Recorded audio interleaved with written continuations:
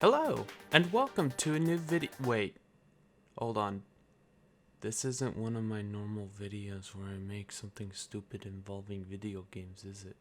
No, this is something else. Let me see here. Artist presentation project?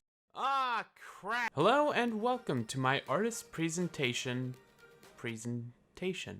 I'm your host, JustusK, and today I'm going to be talking about the American artist Bruce Nauman, who is well known for his expeditions in performance art, photography, and sculpture.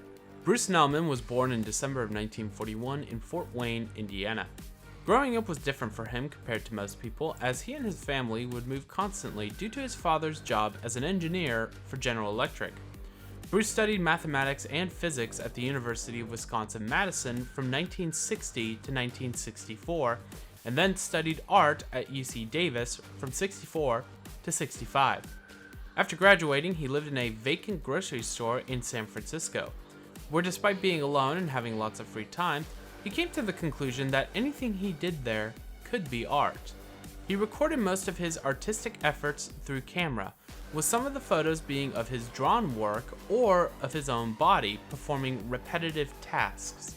Then by the 1980s, he would move on to sculpture work. Throughout his life, he was praised for his work.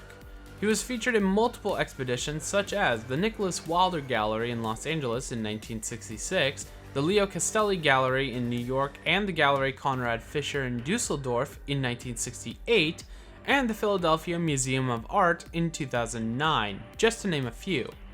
He also received a Wolf Prize for his work as a sculptor and contribution to 20th century art in 1993, a spot on Time magazine in 2004 as one of their 100 most influential people, and in 2008, the United States Bureau of Educational and Cultural Affairs had Bruce as the American representative to the 2009 Venice Biennale, I hope I said that right, where he won the Golden Lion. Let me show you three of his works that struck a chord with me. Now, Bruce has described his work as an interest in language, manifesting itself as visual puns. Here is the first work that caught my eye, Pacing Upside Down, photographed in 1969. There were multiple reasons why this photo grabbed my attention. First is the angle. In film, a subject photographed in a high angle is to show that the subject is weak or powerless. The angle in this photo might imply a sense of weakness to the world. This might also be why the photo is called Pacing Upside Down. Pacing is a form of anxiety, so maybe he might be struggling to cope with the world around him, which is already upside down as it is. Next we move to 1983 with Bruce's Human Need, Desire.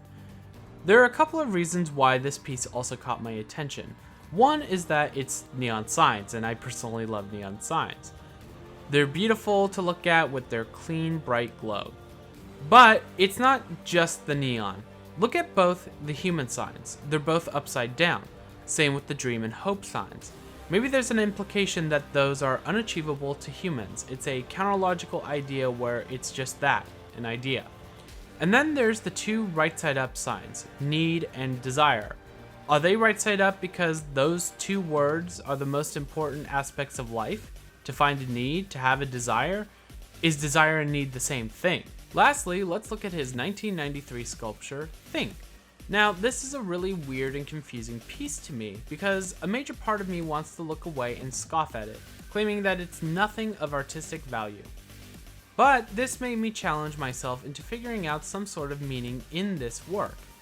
I first looked at the images on the screen, two human faces, the same photo, but one's upside down. Maybe there's supposed to be a conflict of interest within the individual. Then I directed my attention to the medium used. Quote, 2 color video monitors, 2 laser disc players, 2 laser discs, color sound, and metal table. First off, laser discs. What a forgotten relic, and that's when I realized that this piece as a whole might be somewhat about age. The two CRT TVs, the Laserdisc players, and the discs themselves might all pertain to age. How these devices might seem so modern, but then you realize that there's some issues, like the picture quality or the size of the picture, or the players themselves. All of this for not so great results. These works and Bruce's many other works rely on minimalism, which ties into his influences. He cited that some of his influences came from people like H.C. Westerman, Samuel Beckett, Ludwig Wittgenstein, and Lamonte Young, all of whom revolved around the idea of minimalism, where Bruce got his ideas. Now, I will admit, I probably never heard of Bruce Nauman before. I say probably because I might have seen one of his works when I typed minimalism in Google in the past and possibly came across one of his many pieces. But the reason why he catches my eye as an artist is the struggle about finding meaning in something minimalist. Because at first glance, minimalist pieces to me have no meaning, leading to myself being criticized for having such a belief. Yeah, there are movies and animated shows that I've watched that could be considered minimalist, but an actual sculpture like Nauman's Think really does stump me at times. I think what I really struggle with is the subjective nature of minimalism, because let's face it, this is a very subjective case to contend with. Nevertheless, Bruce Nauman has done a lot for the artistic world and has expanded the horizons in my artistic eye. This concludes my presentation. Thank you so much for tuning in. Catch me next time when I make another video for the internet that has little to no intelligence compared to this video. Take care!